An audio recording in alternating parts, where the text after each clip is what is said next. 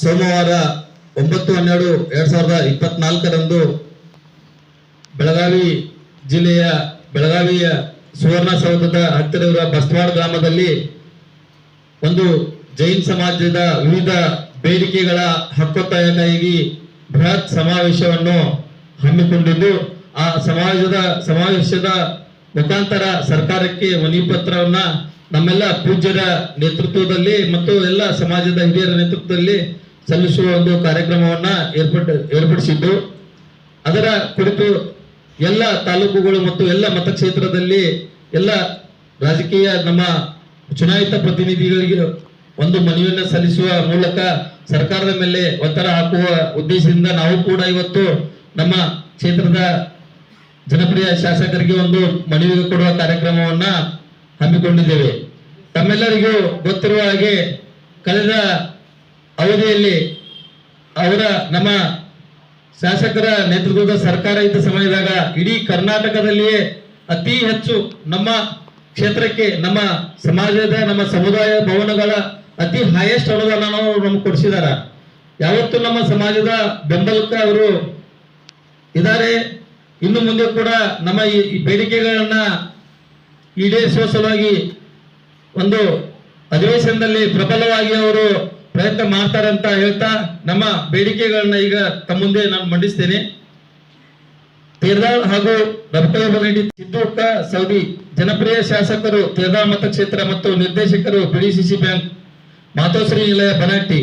ವಿಷಯ ಜೈನ್ ಸಮುದಾಯದ ವಿವಿಧ ಬೇಡಿಕೆಗಳನ್ನು ಈಡೇರಿಸುವ ಕುರಿತು ಮಾನ್ಯರೇ, ರಬಕವಿ ಬನಾಟಿ ಮತ್ತು ತೇರ್ದಾಳ್ ತಾಲೂಕು ಪೈಕಿ ಸಮಸ್ತ ಜೈನ್ ಸಮಾಜದ ವತಿಯಿಂದ ತಮ್ಮಲ್ಲಿ ವಿನಂತಿಸಿಕೊಳ್ಳುವುದೇನೆಂದರೆ ಈ ಕೆಳಗಿನ ನಮ್ಮ ಸಮುದಾಯದ ಮಹತ್ವದ ಬೇಡಿಕೆಗಳನ್ನ ಈಡೇರಿಸುವ ಕುರಿತಾಗಿ ಚಳಿಗಾಲದ ಅಧಿವೇಶನದಲ್ಲಿ ಪ್ರಸ್ತಾವಿಸಿ ಹಾಗೂ ಜೈನ್ ಸಮುದಾಯಕ್ಕೆ ಬೆಂಬಲ ಸೂಚಿಸಿ ನ್ಯಾಯ ಕೊಡಿಸುವಲ್ಲಿ ತಮ್ಮಲ್ಲಿ ನಾವು ವಿನಂತಿಸಿಕೊಳ್ಳುತ್ತೇವೆ.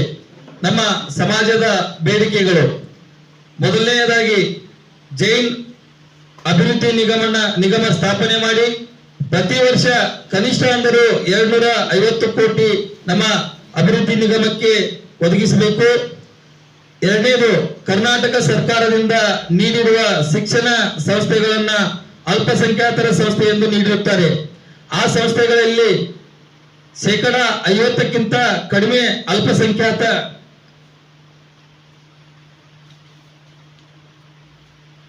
ವಿದ್ಯಾರ್ಥಿಗಳಿರುವ ಸಂಸ್ಥೆಗಳನ್ನ ಸಾಮಾನ್ಯ ಸಂಸ್ಥೆ ಎಂದು ನಿಯಮ ಮಾಡುವುದನ್ನು ಹಿಂಪಡೆಯಬೇಕು. ಯಾಕಂದ್ರೆ ನಮ್ಮ ಅನುದಾನಿತ ಅಲ್ಪಸಂಖ್ಯಾತ ಸಂಸ್ಥೆಗಳು ಆ ಸಂಸ್ಥೆಗಳಲ್ಲಿ ನಮ್ಮ ಸಮುದಾಯದ ಸಂಖ್ಯೆ ಕಡಿಮೆ ಇರುವುದರಿಂದ ಆ ಕೋಟಾ ತುಂಬಂಗಿಲ್ಲ. ಆ ಕೋಟಾ ತುಂಬಲಿಕ್ಕರ ಅಲ್ಪಸಂಖ್ಯಾತ ಮಾನ್ಯತೆಯನ್ನ ರದ್ದು ಮಾಡ್ತಾರ. ಸೊ ಅದಕ್ಕೆ ಆ ಆದೇಶವನ್ನ ಹಿಂಪಡೆಯಬೇಕು. ಮತ್ತು ಇಲ್ಲಿಯವರೆಗೆ ಇತಿಹಾಸದಲ್ಲಿ ಎಂದು ನಮ್ಮ ಕರ್ನಾಟಕ ಅಲ್ಪಸಂಖ್ಯಾತ ಅಭಿವೃದ್ಧಿ ನಿಗಮ ಪ್ರಾರಂಭ ಆಯ್ತಲ್ಲ, ಅಲ್ಲಿಂದ ಇಲ್ಲಿವರೆಗೂ ಒಂದು ಸಾರಿಯೂ ನಮ್ಮ ಸಮುದಾಯಕ್ಕೆ ಆ ಅಭಿವೃದ್ಧಿ ನಿಗಮದ ಅಧ್ಯಕ್ಷ ಸ್ಥಾನ ಸಿಕ್ಕಿಲ್ಲ. ಆ ಅಭಿವೃದ್ಧಿ ನಿಗಮದ ಸ್ಥಾನಕ್ಕೆ ನಮ್ಮ ಸಮಾಜವನ್ನು ಕೂಡ ಪರಿಗಣಿಸಿ ಅಭಿವೃದ್ಧಿ ನಿಗಮದ ಅಧ್ಯಕ್ಷ ಸ್ಥಾನ ಹಾಗೂ ನಿರ್ದೇಶಕ ಸ್ಥಾನವನ್ನು ಕೂಡ ಜೈನ್ ಸಮಾಜಕ್ಕೆ ನೀಡಬೇಕು. ಅಲ್ಪಸಂಖ್ಯಾತರ ವಿಭಾಗದಲ್ಲಿ ಕೇವಲ 5% ಜೈನ್ ಸಮಾಜಕ್ಕೆ ಮೀಸಲಾತಿ ಇದೆ. ಅದನ್ನ 20%ಗೆ ಹೆಚ್ಚಿಗೆ ಮಾಡಬೇಕು. ಐದನೇದು, ಐತಿಹಾಸಿಕ ಹಿನ್ನೆಲೆಯುಳ್ಳ ನಮ್ಮ ಜೈನ್ ಧರ್ಮದ ಪ್ರಾಚೀನ ಜೈನ್ ಬಸದಿ ಮತ್ತು ಸ್ಮಾರಕಗಳ ಆಸ್ತಿಗಳ ಸಂರಕ್ಷಣೆಗೆ ಕಠಿಣ ಕಾನೂನು ತರಬೇಕು. ಆರನೆಯದು, ಕರ್ನಾಟಕ ಸರ್ಕಾರದ 414 ಅಲ್ಪಸಂಖ್ಯಾತರ ವಿದ್ಯಾರ್ಥಿ ನಿಲಯಗಳು, ಅದರಲ್ಲಿ 314 ಹಳೆಯ ಮತ್ತು 100 ಹೊಸ, ಪ್ರತಿ ಜಿಲ್ಲೆಯಲ್ಲಿ 1 ಮತ್ತು ಜೈನ್ ಜನಸಂಖ್ಯೆ ಹೆಚ್ಚು ಇರುವ ಜಿಲ್ಲೆಗಳಲ್ಲಿ ಶೈಕ್ಷಣಿಕ ಕೇಂದ್ರ ಇರುವ ನಗರಗಳಲ್ಲಿ 2 ವಿದ್ಯಾರ್ಥಿ ನಿಲಯಗಳನ್ನ ಪ್ರತ್ಯೇಕವಾಗಿ ಜೈನ್ ವಿದ್ಯಾರ್ಥಿಗಳ ಸಲುವಾಗಿ ಇಡಬೇಕು. ಬರೀ ಸಸ್ಯಾಹಾರಿ ವಿದ್ಯಾರ್ಥಿ ನಿಲಯಗಳಲ್ಲಿ ಇದ್ದಲ್ಲಿ 50% ಮೀಸಲಾತಿ ಜೈನ್ ವಿದ್ಯಾರ್ಥಿಗಳಿಗೆ ನೀಡಬೇಕು. 7ನೇದು, ಜೈನ್ ಸಮುದಾಯದವರು ಸಸ್ಯಾಹಾರಿಗಳಾಗಿರುವುದರಿಂದ ಜೈನ್ ಅಲ್ಪಸಂಖ್ಯಾತ ಸಂಸ್ಥೆಗಳಲ್ಲಿ ಸರ್ಕಾರ ಈಗಾಗಲೇ ಆದೇಶ ಮಾಡಿದೆ ಮಕ್ಕಳಿಗೆ ಮೊಟ್ಟೆಗಳನ್ನ ಕೊಡ್ಬೇಕಂತ ಹೇಳಿ. ಆದ್ದರಿಂದ ಆ ಸಂಸ್ಥೆಗಳಲ್ಲಿ ಏನ್ ಮಾಡಿರ್ತಕ್ಕಂಥ ಆದೇಶವನ್ನ ಹಿಂತೆಗೆದುಕೊಳ್ಳಬೇಕು. 8ನೇದು, ನಮ್ಮ ಜೈನ್ ಸಮಾಜದ ಪರಮ ಪೂಜ್ಯ ಮುನಿಗಳು ನಮ್ಮ ಧರ್ಮದ ಉಪದೇಶಕ್ಕಾಗಿ ಒಂದು ಸ್ಥಳದಿಂದ ಇನ್ನೊಂದು ಸ್ಥಳಕ್ಕೆ ಕಾಲ್ನಡಿಗೆ ಮುಖಾಂತರ ಅವರು ವಿವರಿಸ್ತಾರ. ಅಂತ ಸಂದರ್ಭದಲ್ಲಿ ತಾವು ಗಮನಿಸಿದ್ರೆ ಸಾಕಷ್ಟು ಕಡೆ ನಮ್ಮ ಸಮಾಜದ ಧರ್ಮಗುರುಗಳ ಮೇಲೆ ಹಲ್ಲೆಗಳು ಹಾಗೂ ಅನಾಹುತಗಳು ಆಗ್ತಾ ಇದ್ದಾವೆ. ಅವರಿಗೆ ಸೂಕ್ತ ರಕ್ಷಣೆಯನ್ನ ಕೊಡುವುದರ ಜೊತೆಗೆ ಅದರ ಕಠಿಣ ಕಾನೂನನ್ನ ತರಬೇಕಂತ ಈ ಒಂದು 8 ಬೇಡಿಕೆಗಳನ್ನ ನಮ್ಮ ಸಮಾಜ ಸರ್ಕಾರದ ಮೇಲೆ ಹಕ್ಕೊತ್ತಾಯ ಮಾಡ್ತಾ ಇದೆ. ಈ ಎಲ್ಲ ಬೇಡಿಕೆಗಳ ಪರವಾಗಿ ನಮ್ಮ ಕ್ಷೇತ್ರದ ಜನಪ್ರಿಯ ಶಾಸಕರು ನಾಳೆ 9ರಿಂದ ಪ್ರಾರಂಭವಾಗುತ್ತಿರುವ ಅಧಿವೇಶನದಲ್ಲಿ ನಮ್ಮ ಜೈನ್ ಸಮಾಜದ ಪರವಾಗಿ ನಮ್ಮ ಬೇಡಿಕೆಗಳನ್ನ ಮಂಡಿಸಿ ನಮಗೆ ಸಿಗ್ತಕ್ಕಂತ ಅವಕಾಶಗಳನ್ನ ಒದಗಿಸಿಕೊಡ್ಲಿ ಅಂತ ನಾವು ಇಲ್ಲಿ ಸೇರಿರ್ತಕ್ಕಂತ ಸಮಸ್ತ ರಬಕವಿ ಬನಹಟ್ಟಿ ತೇರದಾಳ್ ತಾಲೂಕಿನಿಂದ ಆಗಮಿಸಿದಂತ ಎಲ್ಲ ಸಮಾಜ ಬಾಂಧವರ ಪರವಾಗಿ ಅವರಲ್ಲಿ ವಿನಂತಿಸಿಕೊಳ್ತಾ ಇದ್ರು. ಮಾನ್ಯ ಶಾಸಕರಿಗೆ ತಲುಪಿಸ್ತಾರೆ.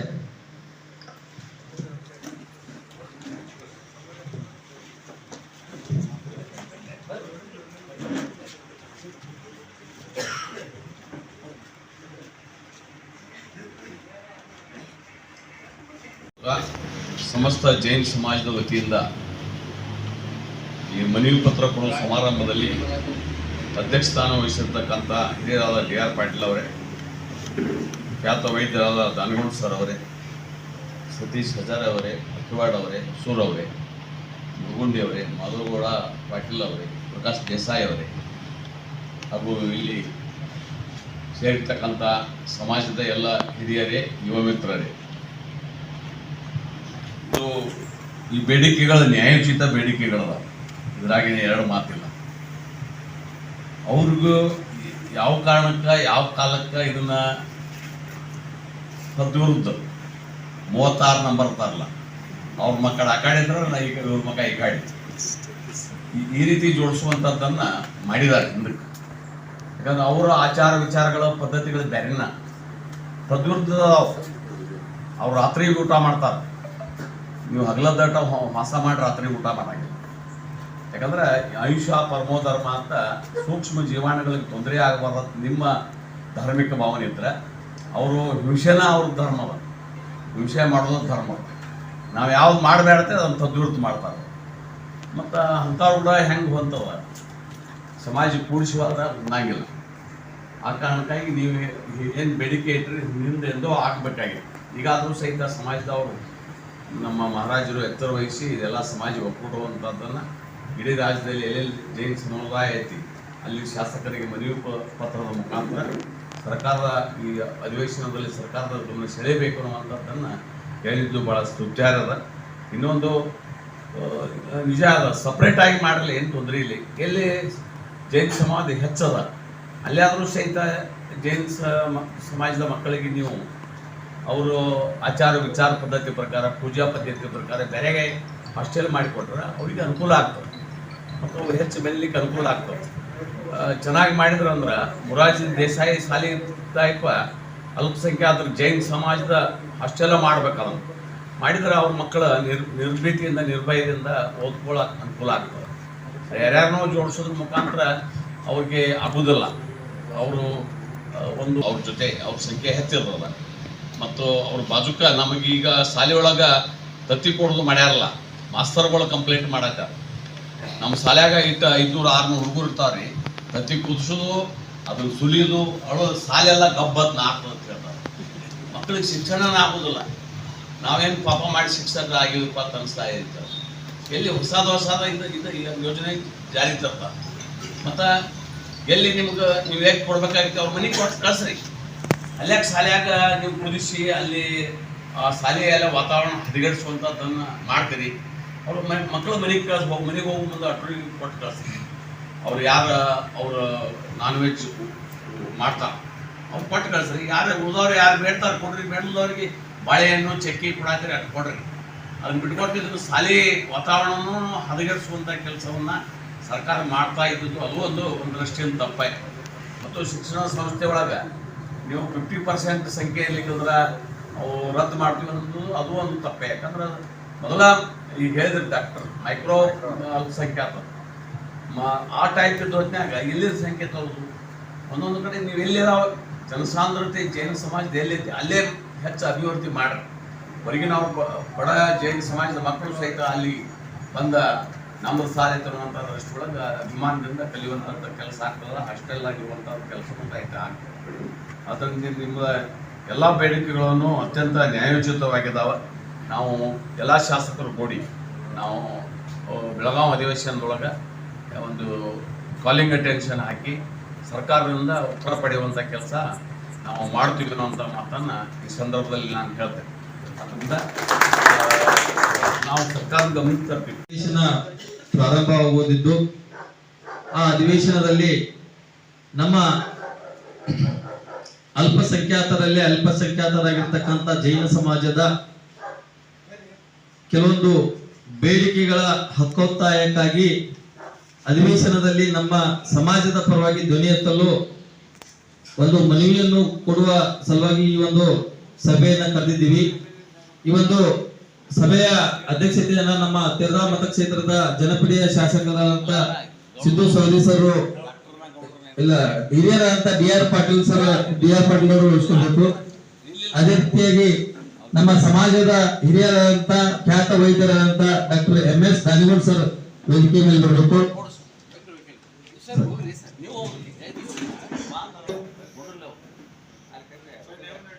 ಅದೇ ರೀತಿ ಸುಭಾಷ್ ಮುರ್ಗುಂಡಿ ಅವರು ವೇದಿಕೆ ಮೇಲೆ ಬರಬೇಕು. ಅದೇ ರೀತಿ ಮಾಧುಗೌಡ ಪಾಟೀಲ್ ಅವರು ವೇದಿಕೆ ಮೇಲೆ ಬರಬೇಕು. ಅದೇ ರೀತಿ ನಮ್ಮ ಸಮಾಜದ ಇನ್ನೋರು ಹಿರಿಯರಾದಂತ ಜಿನ್ನಪ್ಪ ಹೊಸರವರು ಕೂಡ ವೇದಿಕೆ ಮೇಲೆ ಬರಬೇಕು.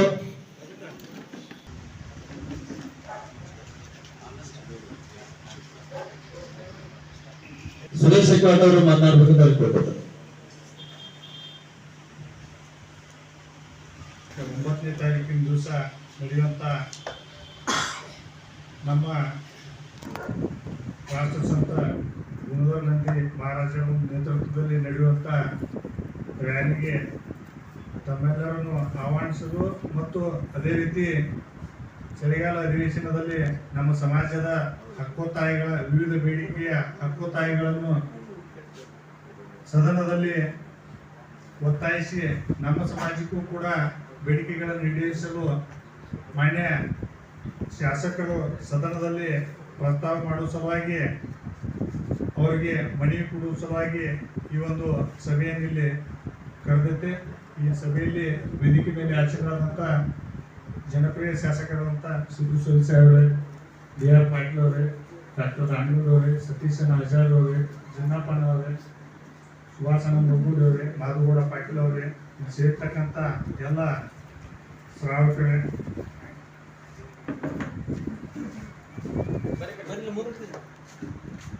ಎಲ್ಲ ಅದಾವು. ಅದನ್ನ ಸರ್ಕಾರಕ್ಕೆ ಒತ್ತಾಯ ಮಾಡುವ ಸಲುವಾಗಿ ಮಾನ್ಯ ಶಾಸಕರ ಮುಖಾಂತರ ನಮ್ಮ ಬೇಡಿಕೆಗಳನ್ನು ಸರ್ಕಾರಕ್ಕೆ ತಿಳಿಸಲು ವಿನಂತಿ ಮಾಡುವ ಸಲುವಾಗಿ ಈ ಒಂದು ಸಭೆಯಲ್ಲಿ ಆಯೋಜನೆ ಮಾಡಲಾಗಿದೆ. ನಮಗೆ ಈಗ ಅಲ್ಪಸಂಖ್ಯಾತ ಇಲಾಖೆ ವತಿಯಿಂದ 4-5 ಸಮಾಜಗಳ ಜೊತೆಗೂಡಿ ನಮ್ಮದು ಸಹಿತ ಅದ ಇದರೊಳಗೆ ಸೇರ್ಪಡೆ ಮಾಡ್ಯಾರು. ಜೈನ್ ಸಮಾಜ ಇರ್ಬೋದು, ಮುಸ್ಲಿಂ ಇರ್ಬೋದು, ಕ್ರಿಶ್ಚಿಯನ್ ಇರ್ಬೋದು, ಹೀಗೆ 4 ಸಮಾಜಗಳ ಜೊತೆಗೂಡಿ ಒಂದು ನಿಗಮತೆ.